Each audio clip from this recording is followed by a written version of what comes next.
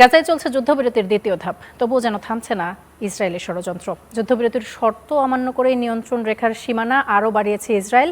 গাজার স্যাটেলাইট চিত্রে দেখা গেছে এই তথাকথিত হলুদ রেখা আরও ৬০০ মিটার ভিতরে নিয়ে এসেছে ইসরায়েলি সেনারা। তবে এই অদৃশ্য রেখা নিয়ে বিভ্রান্তি ছড়িয়ে পড়েছে ফিলিস্তিনিদের মধ্যে। এটি এক নতুন মৃত্যু ফাঁদ, যা পার করলেই চলে বুলেট, পরিণতি হয় করুণ মৃত্যু। হলুদ রেখায় এই মৃত্যু ফাঁদ নিয়ে বিস্তারিত থাকছে ডেস্ক রিপোর্টে।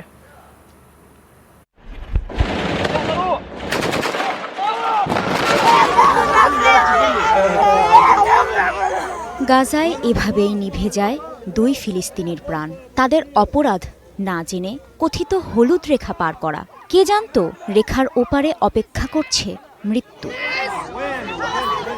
২ বছরেরও বেশি সময় ধরে চলা ইসরায়েলি বর্বরতার পর গাজায় গেল বছর ১০ অক্টোবর আসে যুদ্ধবিরতির প্রথম ধাপ। যুদ্ধবিরতির খবরে যেন আনন্দ নেমে আসে গাজাবাসীর আতঙ্কিত জীবনে।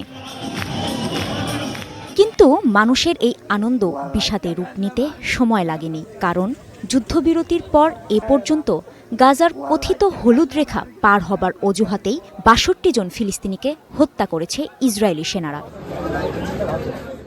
হলুদ রেখাটি বাস্তবে অদৃশ্য এক সীমারেখা। উত্তর গাজার দক্ষিণ অংশ থেকে দক্ষিণের রাফা পর্যন্ত এর সীমানা। এর মধ্য দিয়ে ২ ভাগে ভাগ করা হয়েছে গাজা ভূখণ্ডকে। একটি অংশ ইসরায়েলের নিয়ন্ত্রণাধীন এলাকা, আর আরেকটি গাজাবাসীদের কাছে ফিরিয়ে দেয়া হয়েছে। যুদ্ধবিরতির প্রথম ধাপের শর্তে এই হলুদ লাইনের বিষয়টি উল্লেখ করে ইসরায়েল। বলা হয়, ইসরায়েলি সেনাদের বিচরণ থাকবে লাইনের এপারে, আর গাজাবাসী থাকবে ওপারে। তখনই প্রতিরক্ষা মন্ত্রী ইসরায়েল ক্যাটস হুমকি দিয়েছিলেন, এই রেখা পার হলেই গুলি চলবে। হলুদ রেখা নির্ধারণ করতে ইসরায়েলি সেনারা হলুদ রঙের ব্লক ব্যবহার করেছে। ব্লকগুলো বসানোর ক্ষেত্রে কিন্তু কোনো লাইন মানা হয়নি, বরং এলোমেলো ব্লক তৈরি করেছে বিভ্রান্তি। মৃত্যুর মুখে পড়ছে মানুষ। গাজার স্যাটেলাইট ছবি বলছে, এমন মোট ১৯২টি হলুদ ব্লক স্থাপন করেছে ইসরায়েল। অনেক ফিলিস্তিনি ফাঁকা এলাকাটি পার হতে গিয়েই গুলির মুখে পড়ছে।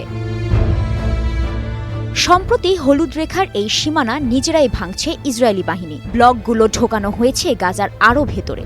দখল করা হচ্ছে গাজার সীমানা। স্যাটেলাইট ছবিতে হলুদ ব্লকগুলো এখন গাজার ৬০০ মিটার ভিতরে এগিয়ে আনা হয়েছে। ২০২৫-এর ১৬ অক্টোবরে গাজার সুজায়া এলাকা দেখতে ছিল এমন। তবে ইসরায়েলি সেনাদের হলুদ ব্লকগুলো এগিয়ে নেয়ার পর সুজায়া এখন নিশ্চিহ্ন। প্রশ্ন উঠেছে, যুদ্ধবিরতির আড়ালে কি ইসরায়েল গাজা দখলের পথে হাঁটছে? কাজী শাহরিন, স্টার নিউজ।